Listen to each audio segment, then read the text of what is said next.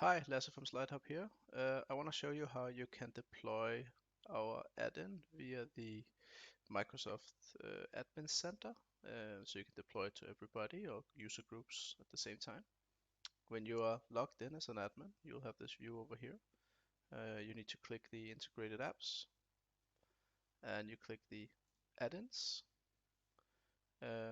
Then you can click the deploy add-ins button. Click next, and then you need to find the add-in here in the store. So you say SlideHub, add, and now you can select which user group. Is it everybody? Is it specific user groups? Or is it just yourself you want to deploy it to? So let's deploy it to everybody.